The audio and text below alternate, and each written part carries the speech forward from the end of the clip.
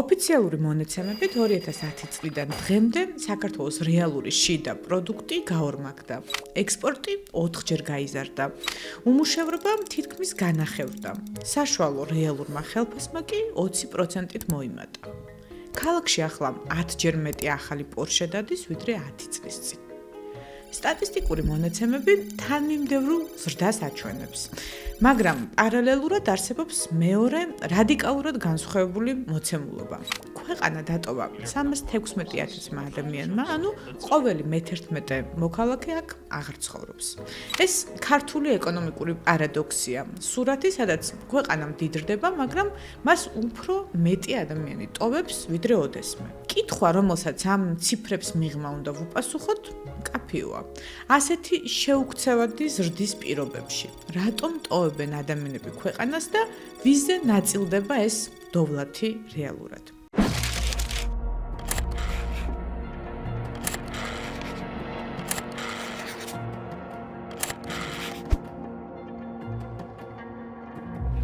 იმისთვის, რომ ქვეყნის დაცლის დღევანდელი მასშტაბი გავაანალიზოთ, გავიხსენოთ, რომ დამოუკიდებელი საქართველოს ისტორიაში ემიგრაციის რამდენიმე მნიშვნელოვანი ეტაპი იყო. პირველი, კონფლიქტები, სამოქალაქო ომი და სრული ეკონომიკური კოლაფსი, წასვლა ფიზიკური გადარჩენის გზა იყო. მეორე, ქრონიკული არასტაბილურობა, კორუფცია და მასობრივი უმუშევრობა. მესამე, ვარდების რევოლუციის შემდგომი რეფორმები. დაფიქსირდა ემიგრაციის ტემპის შენელება და მცირე უკუქცევაც. მეოთხე, ევროკავშირთან უვიზო რეჟიმის ამოქმედება, რადგან გაჩნდა შრომითი მიგრაციის ახალი მარტივი არხები. მეხუთე, დემოკრატიული უკუსვლითა და ეკონომიკური უთანასწორობით გამოწვეული სელექციური ემიგრაცია. დღეს ჩვენ ამ მეხუთე ყველაზე სპეციფიკურ ტალღაში ვიმყოფებით, სადაც ქვეყანას ძირითადად განათლებული ახალგაზრდობა ტოვებს. ამას ტვინების გადინებას უწოდებენ. წამსვლელების ზუსტად ნახევარი 15-დან 39 წლამდე ასაკის არის. ეს პროცესი არ ნელდება, 2023 წელს ემიგრაცია თითქმის გაორმაგდა და სარეკორდო ნიშნულს მიაღწია. თუმცა სტატისტიკაში ზოგჯერ უცნაური დეტალებიც ჩნდება. გასულ წელს მაგალითად დიდი პაუზის შემდეგ პირველად საქსტატმა დადებითი მაჩვენებელი გამოაქვეყნა.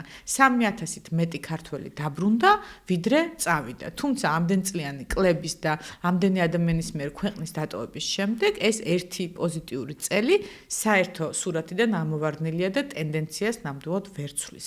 თბილისში ემიგრაციაზე ყოველი მეოთხე ფიქრობს და აქ ასაკი გადამწყვეტია 18-დან 34 წლამდე ადამიანებში წასვლის სურვილი გაცილებით მაღალია. საინტერესოა პოლიტიკური ზღვარიც, ოპოზიციის მხარდამჭერები 10-ჯერ უფრო ხშირად ფიქრობენ ქვეყნის დატოვებაზე, ვიდრე მმართველი პარტიის ამომრჩევლები. ემიგრაციასთან ერთად პრობლემაა ერის რაოდენობრივი შემცირების მაჩვენებელი. გაეროს მონაცემებით დღეს საქართველო მსოფლიოში ყველაზე სწრაფად შემცირებადი მოსახლეობის მქონე ქვეყნების 20-ში უკვე მე-16 ადგილზეა. მაგრამ ამ სტატისტიკაში ყველაზე მტკივნეული სულ სხვა რამეა, საქართველო მსოფლიოში იმ 4 ქვეყანას შორისაა, სადაც მოსახლეობა იმიტომ კი არ მცირდება, რომ მეტი ადამიანი მკვდება, ვიდრე იბადება, არამედ ჩვენი მოსახლეობა მცირდება იმიტომ, რომ ხალხი ქვეყნიდან მასობრივად მიდის. ანუ ქართველებს ბავშვები ჰყავთ, მაღალი თაობაც ჩნდება უბრალოდ ჩვენს საზღვრებს გარეთ. ამის ყველაზე თვალსაჩინო მაგალითია პოლონეთი, იქაურ სამშობიაროებში უცხოელ დედებს შორის ქალები საქართველოდან უკვე მე-3 ადგილზე არიან უკრაინისა და ბელარუსის შემდეგ. მიზეზების სათავეში ისევ ეკონომიკაა. გამოკითხულთა ნახევარი თავს უმუშევრად მიიჩნევს. ყოველ მე-3 ოჯახში არც ერთი წევრი არ მუშაობს, 40%-ს კი ვალი აქვს. ფრიდრიხ ებერტის ფონდის ახალგაზრდული კვლევა ყველაზე მძიმე რეალობას აჩვენებს 25-დან 29 წლამდე ასაკში ახალგაზრდების თითქმის ნახევარი არც მუშაობს და არც სწავლობს. 65% ფინანსურად სხვებზეა დამოკიდებული, ასე დროს ემიგრაცია აღარ არის უბრალოდ არჩევანი, ეს ერთადერთი ლოგიკური გამოსავალია.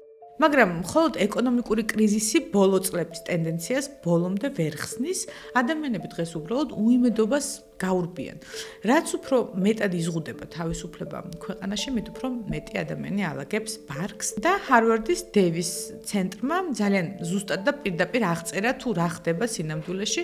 მთავრობის ტაქტიკა მარტივი და ცინიკურია. ისინი უბრალოდ ელოდებიან, როდის დაიღლებიან მაგალითად პროტესტის მონაწილეები, როდის გადაიწვევიან ემოციურად, ფიზიკურად ჩაიქნევენ ხელს და საბოლოოდ წავლენ ქვეყნიდან. ახალი თაობისთვის არანაირი შუალედი არ არსებობს მათთვის ევროპულ მომავალსა და ძველ რუსულ წესებზე მორგებულ რეალობას შორის კომპრომისები წარმოუდგენელია. და როცა ხვალინდელი დღე ასეთი გაურკვეველი და ბუნდოვანი ხდება, ემიგრაციაში წასვლა აღარ არის მხოლოდ უკეთესი ხელფასის ან ახალი სამსახურის ძიება, ეს ბევრად უფრო ღრმა და მძიმე გადაწყვეტილება, ეს არის მცდელობა საკუთარ ცხოვრებაზე კონტროლი როგორმე დაიბრუნო და იქ წახვიდე, სადაც უბრალოდ შენი მომავლის დაგეგმვის საშუალებას მოგცემენ.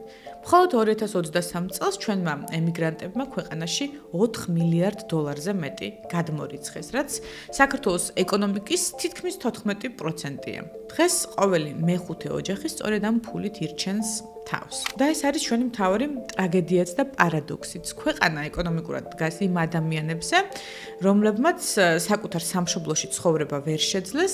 ჩვენ ვკარგავთ ყველაზე აქტიურ მოქალაქეებს, მხოლოდ იმისთვის, რომ მერე მათსავე გამოგზავნილ ფულზე ვიყოთ დამოკიდებული. თუ გინდათ, რომ ასეთი ამბები ჩრდილში არ დარჩეს და საინტერესო მოვლენებს ჩავუღრმავდეთ, გამოიწერეთ უცხო ამბების YouTube არხი. საქართველოს სავსე უცნაური და დაუჯერებელი ისტორიებით და ჩვენ მათ ვიკვლევთ, რომ თქვენ არ მოგიწიოთ ძიება, ასევე თუ გსურთ მხარი დაუჭიროთ ჩვენს მუშაობას, გახდით iPact-ის წევრი, თვეში 20 ლარად, სანაცვლოდ ჩვენგანაც მიიღებთ საჩუქრებს ბმული ვიდეოს აღწერაში დაგხვდებათ.